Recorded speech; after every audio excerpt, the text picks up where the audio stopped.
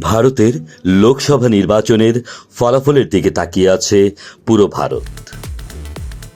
কোন রাজ্যে কে জয়ী হবেন তা নিয়ে জল্পনার শেষ নেই।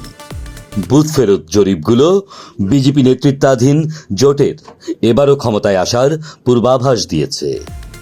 এখন পর্যন্ত পাওয়া তথ্য অনুযায়ী বিজেপি নেতৃত্বাধীন এনডিএ জোটই এগিয়ে আছে। তবু প্রত্যাশার চেয়ে পিছিয়ে রয়েছে বিজেপি। কিন্তু মঙ্গলবার চমক দেখালো কংগ্রেস। বেলা বাড়ার সঙ্গে সঙ্গে দৃশ্যপট বদলে গেছে। কংগ্রেস যেভাবে এগিয়ে গেছে ততটা কেউ আশা করেনি।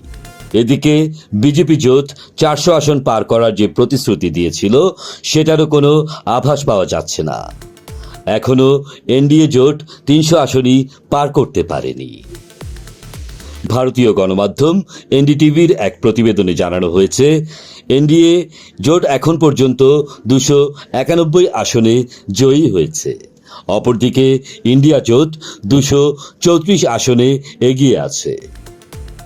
নরেন্দ্র মোদী এবারের নির্বাচনে জয়ী হলে ভারতের প্রথম প্রধানমন্ত্রী জওহরলাল নেহরুর মতো টানা তৃতীয় মেয়াদে প্রধানমন্ত্রী হবেন। বিজেপির নির্বাচনী প্রচারণায় সরকারের কল্যাণমূলক কর্মসূচি, হিন্দু জাতীয়তাবাদ, জাতীয় নিরাপত্তা সহ মোদির ক্যারিসম্যাটিক নেতৃত্ব প্রাধান্য পাবে বলে ধারণা করা হলেও মোদি তার প্রচারণার দিক পরিবর্তন করে বিভাজনমূলক বক্তব্য দেন, যা তার কৌশলকে প্রশ্নবিদ্ধ করেছে।